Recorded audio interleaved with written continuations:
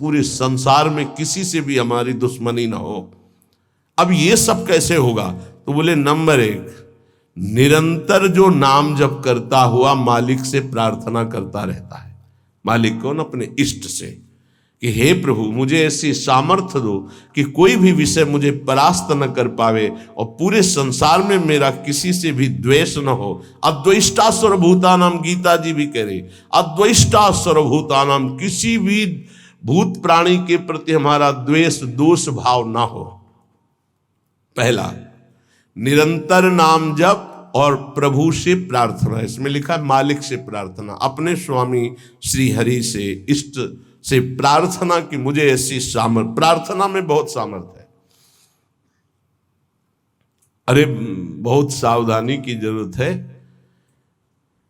किसी के प्रति जरा सा भी दोष चिंतन, जो भजन जिनका एक तार चलता है, बड़ी बाधा खड़ी हो जाती है।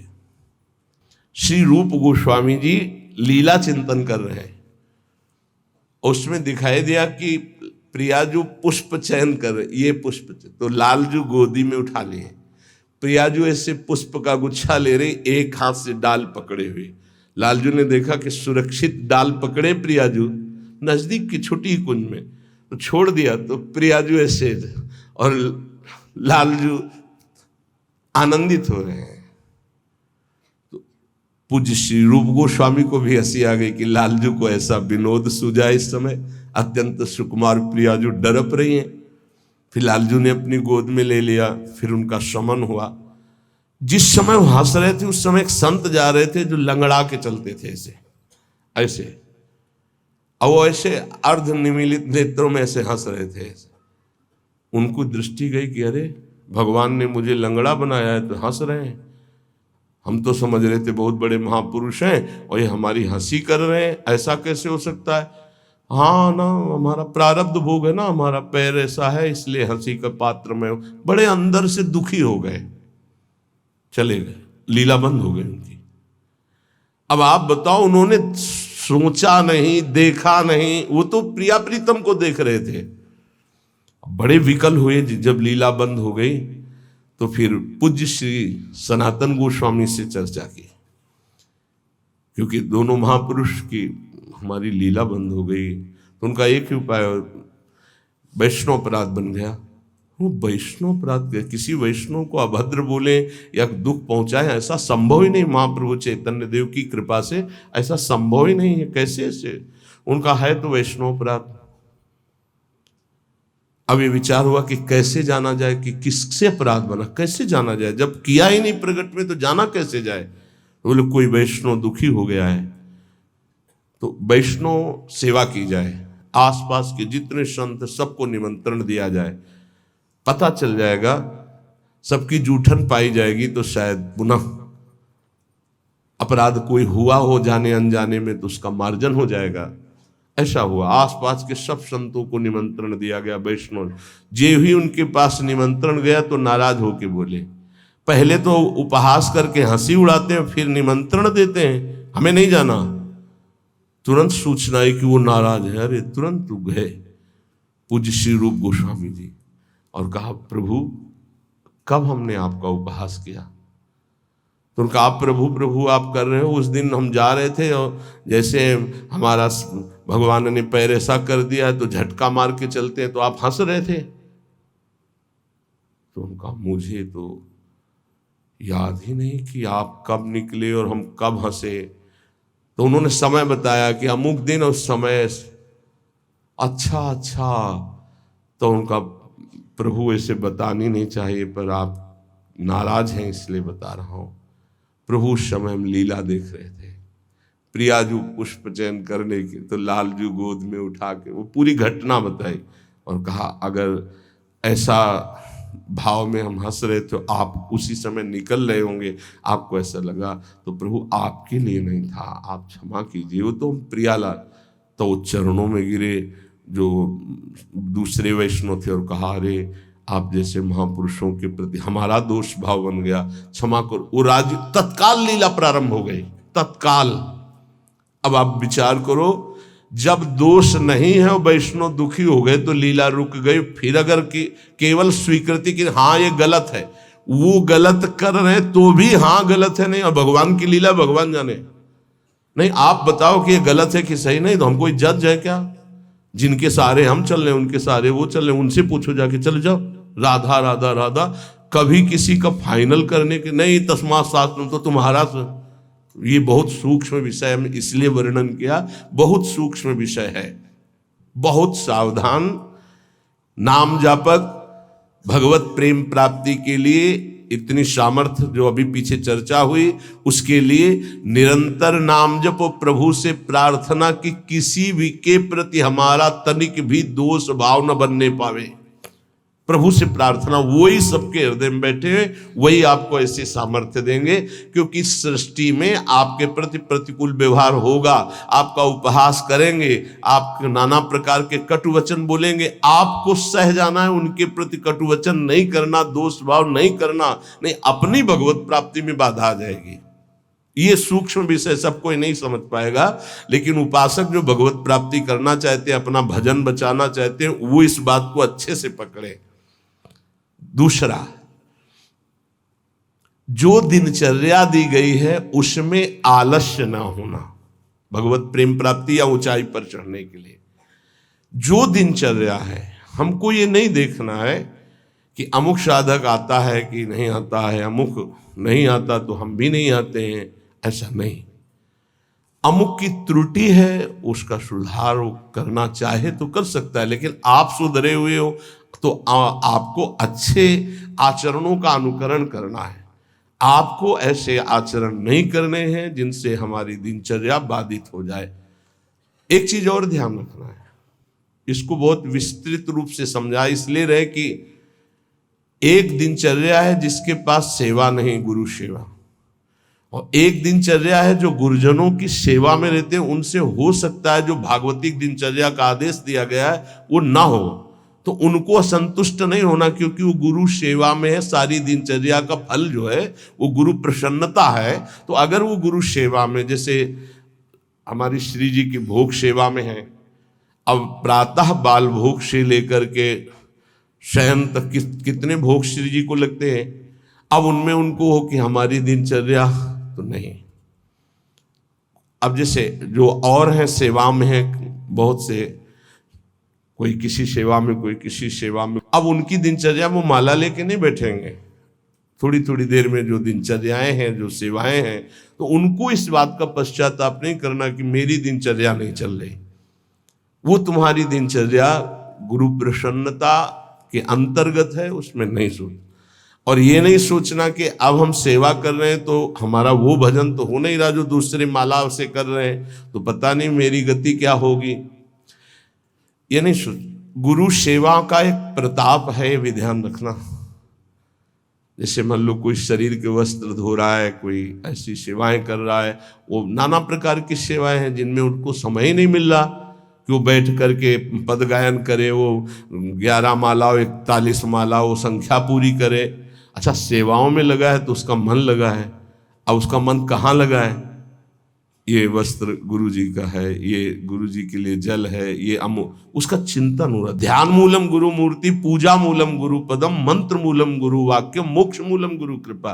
क्योंकि कई साधक ऐसे हैं जो फिर उनको पश्चाताप होगा कि दिनचर्या में बाधा पड़ रही हमारी, तो दिनचर्या की चर्चा हुई थी। नहीं, जिनको सेवा मिली हुई है उन। एक बार भगवान शंकराचार्य जी से कई शिष्यों ने कहा कि एक ये ब्रह्म सूत्र है, इसकी व्याख्या सुनना चाहते। तो उनकी शरीर सेवा में स्नान के बाद जो वस्त्र लंगोटी आदि प्रक्षालन करना है, वो त्रोटकाचार्य जी रहते थे। तो उन्होंने कहा त्रोटक को आ जाने दिए। तो उन्होंने कहा प्रभु वो तो कभी व्याकरण नहीं पढ़े, कभी शास्त्र, जब गायन स्वाध्याय होता है तो कभी बैठते नहीं हो, तो शरीर सेवा में ही लगे रहते। मतलब ज्ञान की चर्चा थी ना, तो शरीर को, गुरु के शरीर को वो साधारण शरीर समझ रहे थे। उनका अच्छा ऐसी बात है, आ जाने दो उसको। जब आ गए तो बोले खड़े हो, इस ब्रह्म सूत्र की व्याख्या करके बताओ। तो जो पढ़ने लिखने से नहीं आता, गुरु कृपा से आता है। तत्काल संस्कृत का प्रादुर्भाव हुआ और वैदिक सिद्धांतों का प्रवचन, सब दंग रह गए। तो उनका गुरु की लंगोटी ढोने वाले को साधारण समझते हो क्या? साधारण नहीं होता गुरु की लंगोटी धोने वाला, वस्त्र धोने वाला। असाधारण कृपा से सौभाग्य मिलता है, असाधारण कृपा से। तो जिनकी जो दिनचर्या ऐसी है कि उनको फुर्सत ही नहीं है, तो उनको कभी नहीं सोचना कि इतने बजे इतने बजे इतने, उनकी दिनचर्या है। तो ये चीजें ध्यान रखना है उपासक को।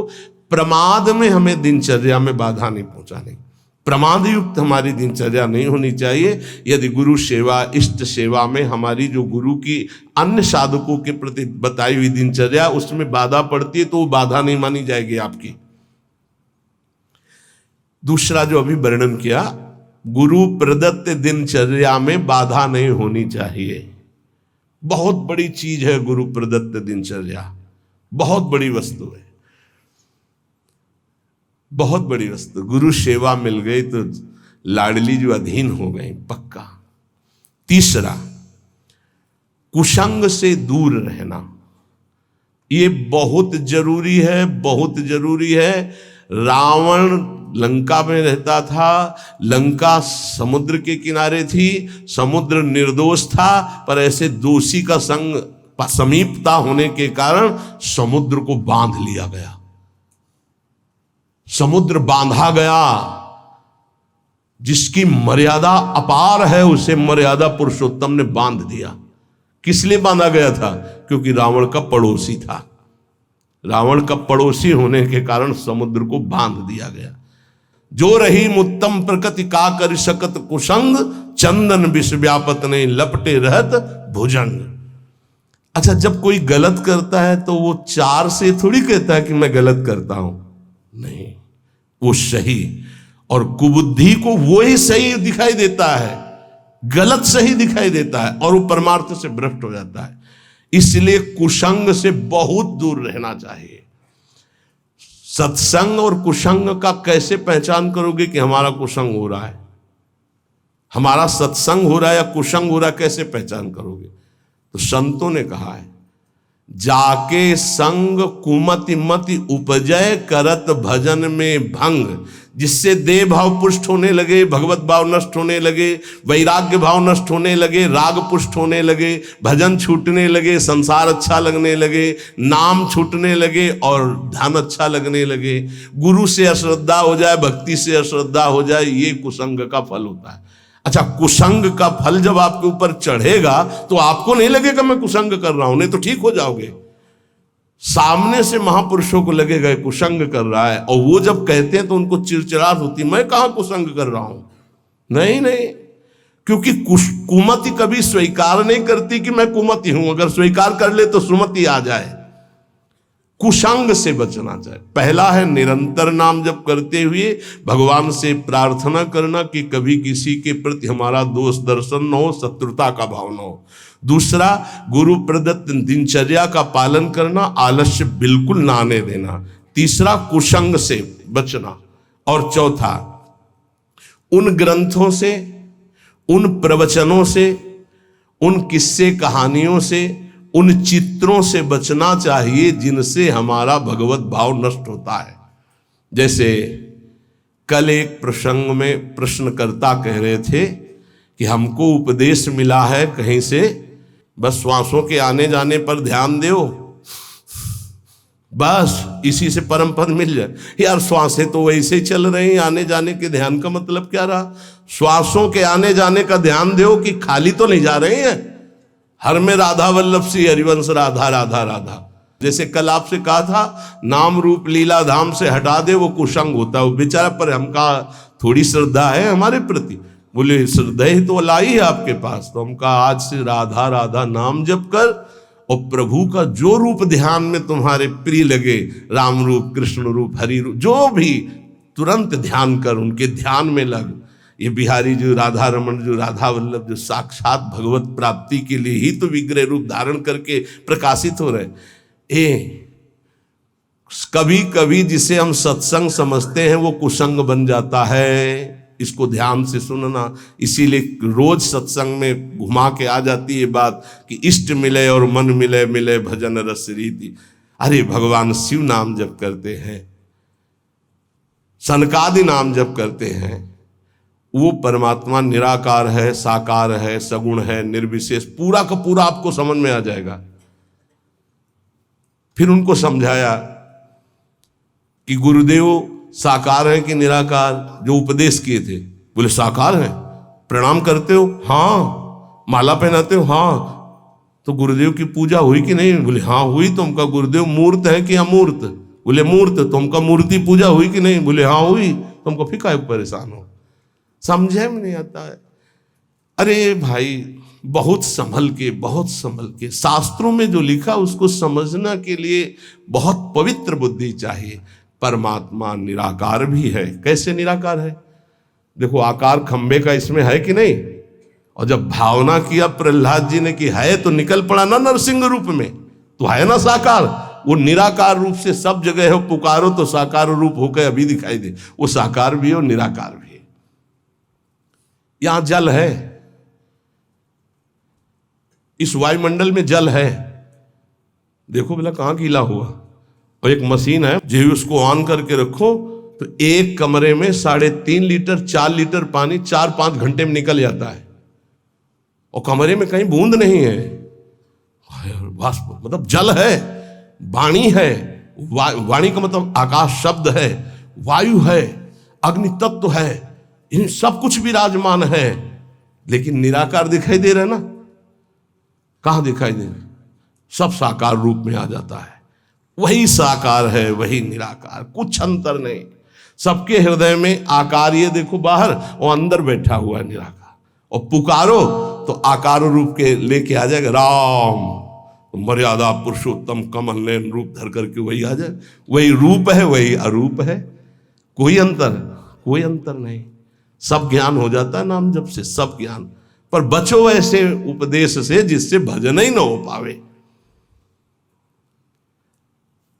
ऐसी ग्रंथ हैं ऐसे, जैसे भगवान श्री कृष्णचंद्र जी ने गीता जो लिखी है, आप भगवान की वाणी को अपने भावना के अनुसार समझ लिए, लेकिन संपूर्णतया तो भगवान ही समझावे तो समझ पाओगे ना। सोई जाने जे देव जनाई। निंदा स्तुति के विषय नहीं है, पर यह बात है कि पूज्य श्री स्वामी राम सुखदास जी महाराज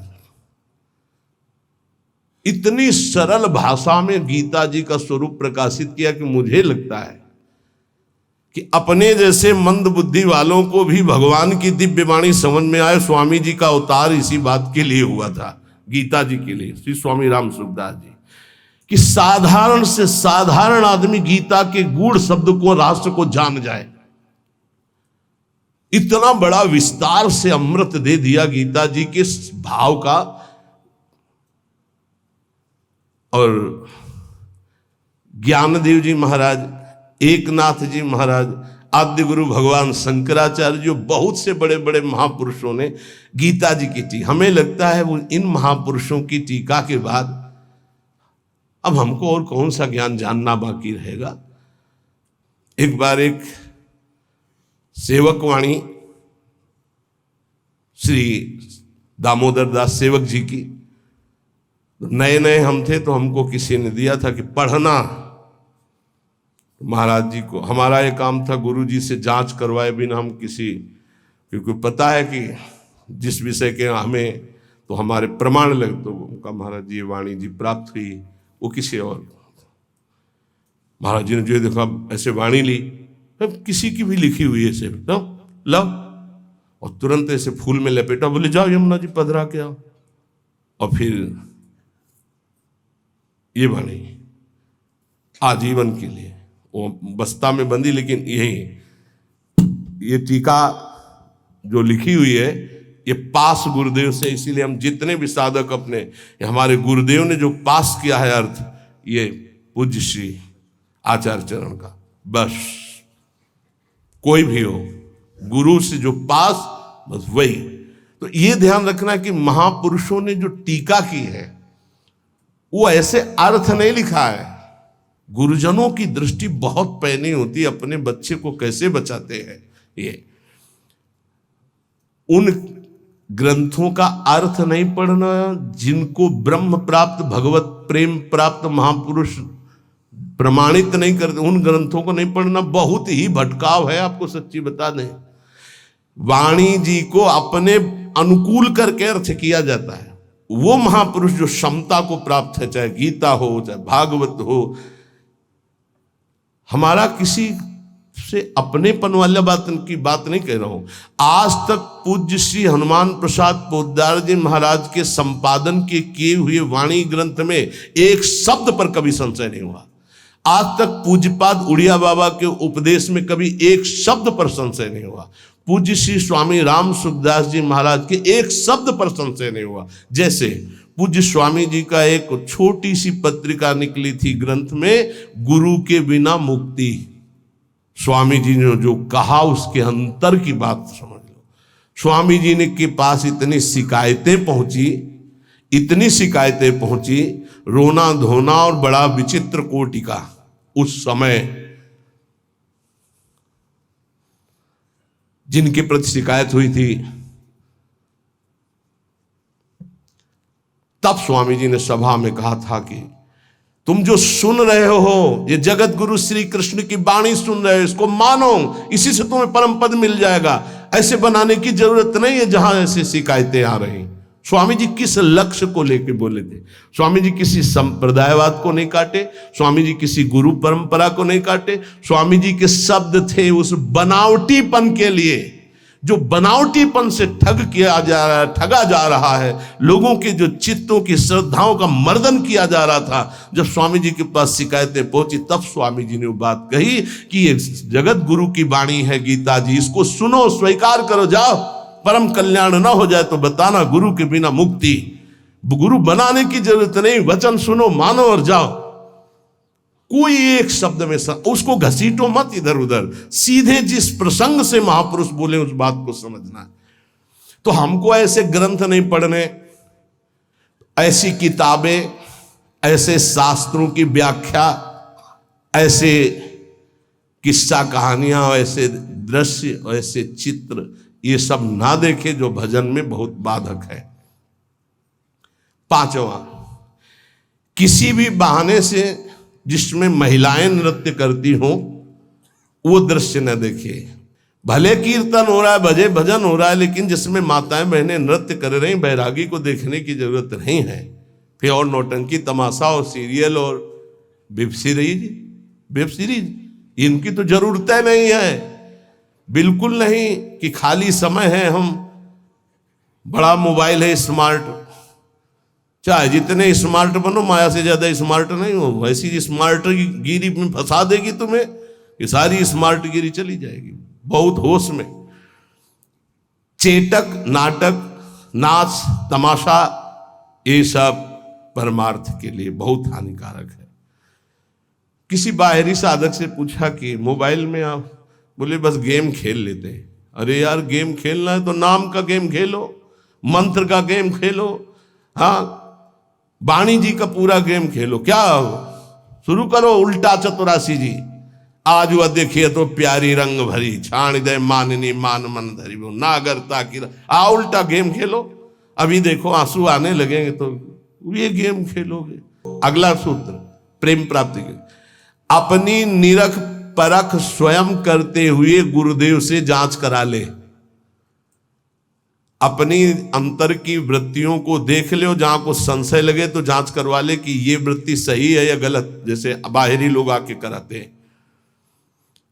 अब सबे खड़े ना हो जाए वहां जाके कि एकांतिक तुम वहीं से होने लगे। रोज सत्संग में यही तो जांच परख होती कि आप अपनी जांच कर लो। नहीं तो एक बार कहा कि अपनी दिनचर्या बना के आओ, तो इतने कागज आ गए, हम कब तक हम इनको देखेंगे।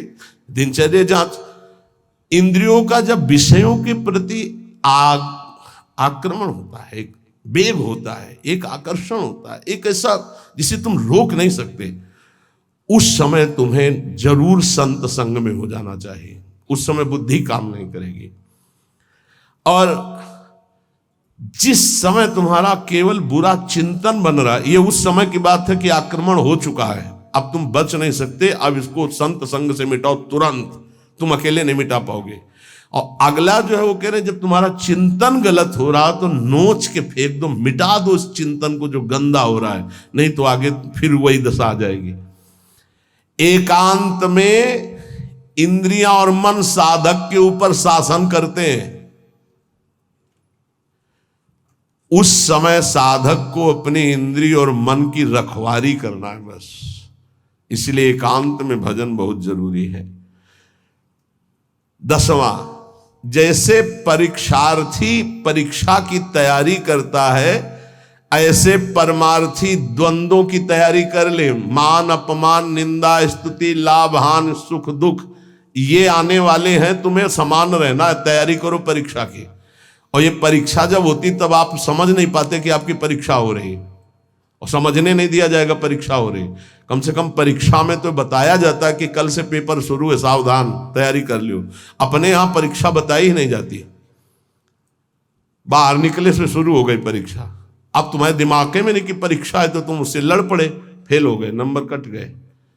बिल्कुल हर समय कभी भी कहीं भी परीक्षा हो रही। ये बहुत बड़े महापुरुष हैं, कह रहे हैं कि जैसे परीक्षार्थी को अपनी परीक्षा की तैयारी करनी होती है, ऐसे परमार्थी को अपनी परीक्षा की तैयारी करनी। क्या? स्तुति, निंदा, मान अपमान, लाभ हानि, शत्रुता, मित्र, ये द्वंद्व आएंगे। आपको उत्तर देना इनका, तभी आपकी द्वंद्वातीत अवस्था आएगी। तैयार रहो, रोने की जरूरत नहीं। उसने हमको ऐसा कह दिया, उसने ऐसा किया, उसने। तैयार रहो, परीक्षा हो रही। पर उस समय याद नहीं रहता कि परीक्षा हो रही, और जिसको याद रहता है बच के निकल जाता है। बड़े बड़े महापुरुषों को ये परीक्षा देनी पड़ती है, बड़े बड़े महापुरुषों को। ये मत समझो। हाँ, ये द्वंद्व आएंगे, आपको इनकी परीक्षा देनी, परमार्थी हो। और 11वां, इतना भजन कर लो कि तुम्हारे हृदय में मौत का डर खत्म हो जाए, मृत्यु का डर खत्म हो जाए। 2 प्रकार का डर होता है, एक विचार डर होता है और एक होता है सहज डर। सहज डर सबको होता है। सहज डर जैसे अपने लोग सत्संग में एकदम कोई चीख दे, एकदम ऐसे हो, इसे सहज डर कहते हैं।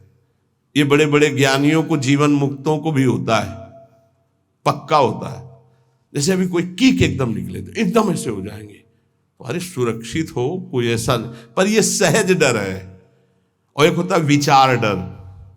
भक्तों में, ज्ञानी महापुरुषों में विचार डर नहीं होता। यही बात जो यहां लिखी है, एक बार स्वामी मग्नानंद सरस्वती जी सेनपुर में बट वृक्ष के नीचे कर रहे थे, तो एक विरक्त महात्मा आए थे, ज्ञानी। तो उनका, स्वामी जी सहज डर कैसे हो सकता है? जब सहज स्वरूप में रहता है ज्ञानी, देह भाव में रहता है, नहीं तो सहज डर कैसे हो सकता है? हम आपकी बात नहीं मानते।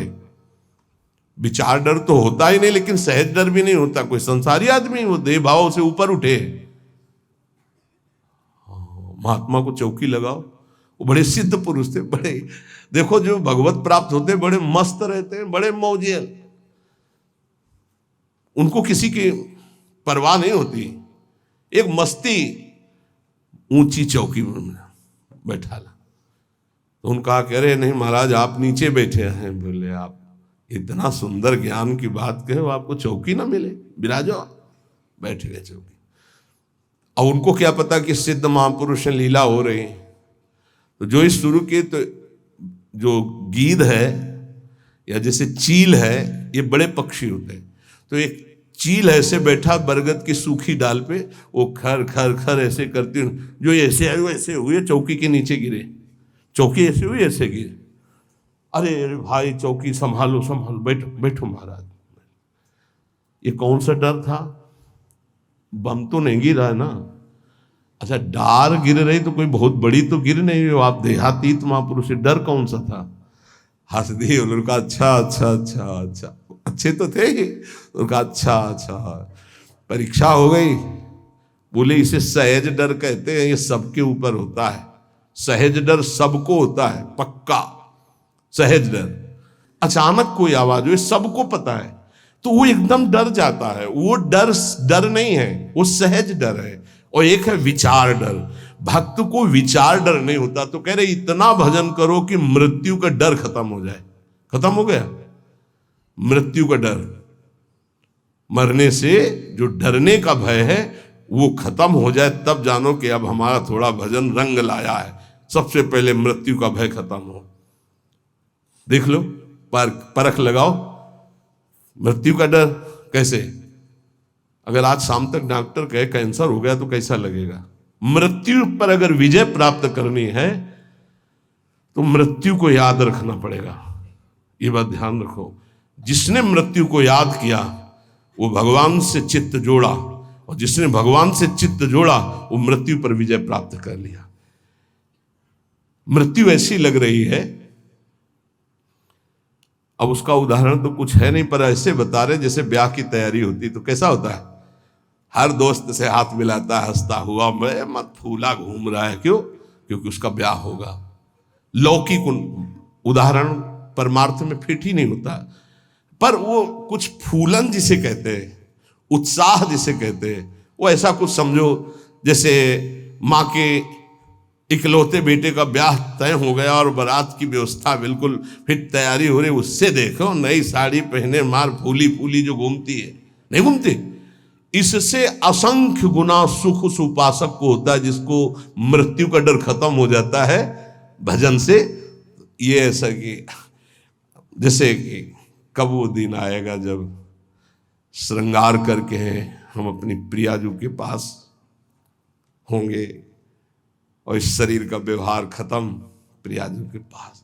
धन्य है वो घड़ी जिस दिन प्रियाजू की प्रगट समीपता सेवा की और प्रगट व्यवहार खत्म। इसका ऐसा आनंद होता है जैसे उस माँ को अपने बेटे के ब्याह में, उस बेटे को अपनी पत्नी के मिलन की चाह में जो सुख की एक फूलन होती है वो तो एक प्राकृतिक है, इससे अनंत गुना फूलन उपासक के हृदय में होती इष्ट से मिलने की, मिले हुए भी अनमिल। अब वो जो मिलन होगा वो निरंतर का होगा, इसलिए कितना आनंद। थोड़ी देर सोचो, अभी अभी बात आ जाए कि चलो भाई निकुंज चलो, कौन कौन तैयार होगा? अभी चलने के लिए तत्काल में तैयार वो है जिन्होंने सर्वस्व त्याग करके एकांत में रोया है प्रियाजू के लिए, वो कह देंगे अभी ले चलो इसी क्षण, क्योंकि उनके सिवा मेरा कोई है नहीं और मैं उन्हीं के लिए तड़प रहा हूं या तड़प रही हूं। ये है मृत्यु के डर पर विजय प्राप्त करना। नहीं तो सच्ची कहते हैं कि अगर अभी आ जाए भगवान की, देखो बाहर विमान राधा के कुंज के बाहर, चलो बैठो पहले मरो फिर चलो, कौन कौन तैयार होगा? तो बहुत कम तैयार होंगे। असलियत में मृत्यु का डर खत्म हो जाए। देखो हाथ जिसने उठाया हिम्मत से उठाया है और देख लेला। अगर अब डरे तो कच्चे रहोगे, नहीं सच्चे हैं श्री जी के लिए। मुझे श्री जी चाहिए, ये शरीर तो छूटना ही आज नहीं तो कल छूटेगा प्यारे, श्री जी के लिए पक्का। और जिसने हाथ उठाया है बस हिम्मत रखना, चलोगे साथ ही। देखो एक प्रेमानंद ऐसे यहां सोफा में बैठा है और एक प्रेमानंद तुम्हारे दिमाग में बैठा है, देख लो।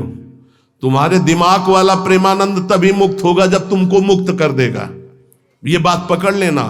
एक प्रेमानंद ये बैठा है जो तुमको सोफा में दिखाई दे रहा है, और एक प्रेमानंद तुम्हारे हृदय में तुम्हारे दिमाग में बैठा है जिसकी बात पर आप चल रहे हो, वो तभी मुक्त होगा जब तुमको मुक्त कर देगा। ये बात ध्यान रखना। सच्चा गुरु कभी अपने को मुक्त नहीं होने देगा जब तक तुम्हें मुक्त नहीं होने देगा। गुरु बंदी बन जाता है शिष्य के हृदय में, जब शिष्य को भगवत प्राप्ति करा देता है तब वो मुक्त होता है। ये गुरु बनना कोई खिलवाड़ नहीं है, गुरु प्रताप से गुरु का। ये जो तुम्हारे हृदय में प्रेमानंद बैठा है, देखो है कि नहीं, तुम्हारे दिमाग में जो है, तुम्हारे हृदय में, वो तुम्हें जीवन मुक्त करने के लिए बंदी बन गया तुम्हारे हृदय में। वो तभी मुक्त होगा जब तुम्हें मुक्त कर देगा। तो जितनी जल्दी तुम मुक्त होगे उतनी जल्दी वो मुक्त होगा। वो गुरु मोक्ष स्वीकार नहीं करता, पहले शिष्य का। कौन सा गुरु? ध्यान रखना, जो तुम्हारे हृदय में बैठा हुआ। ये हम जानते हो किसकी बात कर रहे हैं? श्री ज्ञानदेव जी की, श्री एकनाथ जी की। इन बड़े बड़े महापुरुषों के वचनों में जब स्वाध्याय पूर्व में किया था तभी पकड़ा था कि गुरुदेव शिष्य के हृदय में तब तक बंदी बन के रहते हैं जब तक उसका परम कल्याण नहीं कर देते। तो मृत्यु का डर खत्म हो जाए तो जान लो कि अब हम निकुंज में इतना भी डर नहीं है, इतना कि अब शरीर छूटेगा। शरीर का डर नहीं, डर एक है हमारे अंदर, वो हमने फिर बताया था। कि कभी कोई ऐसी बात ना हो कि धाम से बाहर हो जाऊं या प्यारी जू को भूल जाऊं। बस यही एक डर है और कोई डर नहीं है। और इसी डर के लिए आचार्य और गुरु से भीख मांगते रहते हैं, याचना करते रहते हैं। हम सब जिस समय संध्या आरती होती है तो एक दोबारे कहते हैं, बिसरी हो ना बिसारी हो यही दान मुहि देहु, श्री हरिवंश के लाडिले मोहि अपनी करिले। कभी मैं आपको भूलूं नहीं और आप भी कभी कभी याद कर लें कि मेरी दासी है, मेरा निज जन है। बस यही अपने लोग संध्या आरती में रोज प्रार्थना करते हैं, बिसरी हो ना बिसारी हो यही दान दे। पहला, निरंतर नाम जप, प्रभु से प्रार्थना करना कि किसी के प्रति हमारा दोष दर्शन न हो। दूसरा, अपने गुरु प्रदत्त नित्य दिनचर्या को यथावत करना, आलस्य प्रमाद न करना। तीसरा, कुसंग से दूर रहना। चौथा, बुरी किताबें, किस्सा, कहानियां या ऐसी टीकाएं न पढ़ना जो हमारे अंदर भ्रम पैदा कर दे। पांचवा, नाच तमाशा, चेटक, नाटक, चित्र और ऐसे दृश्य, ऐसे सीरीज आदि न देखे जिससे हमारा मन विषयों में चला जाए। छठवां, अपनी निरख परख करके गुरुदेव से अपनी जांच कराते रहना। सातवां, इंद्रियों को जब देखे कि ये बुरे आक्रमण में बिल्कुल अब फंसा ही देंगी तो तत्काल किसी संत का आश्रय ले तुरंत, क्योंकि उस समय तुम्हारा विचार तुम पर हावी है। अब कोई महापुरुष ही तुम्हें बचा सकता। उस समय जैसे आप संत के संग में नहीं हो तो आप सत्संग शुरू कर दो और बड़े ध्यान से सुनने लगो तो शायद आपकी बुद्धि बच जाए। नहीं, कोई सत्संगी हो तो उसके समीप चले जाओ और उससे वार्ता करने लगो। आपका मन बंटना चाहिए, उस समय एकांत नहीं होना चाहिए। आठवां, जब बुरा चिंतन उठे, इसमें जो शब्द है उसे नोच कर निकाल के फेंक दो, उसका अस्तित्व मत रखो। नवा, एकांत में विशेष मन और इंद्रियां हावी होती हैं, इसलिए साधक को एकांत में बहुत सावधानी पूर्वक भगवत चिंतन करना चाहिए। दसवां, जैसे विद्यार्थी की परीक्षा की तैयारी होती है ऐसे परमार्थी को अपने हर समय ध्यान रखना कि तुम्हारी कभी भी परीक्षा हो सकती है और हमको उत्तीर्ण होना। जब उत्तीर्ण होगे तो भक्ति की भूमिकाएं या ज्ञान की भूमिकाएं जागृत होने लगेंगी। 11वां, मौत का डर खत्म हो जाना चाहिए। भजन के प्रताप से मृत्यु का डर खत्म हो जाना चाहिए।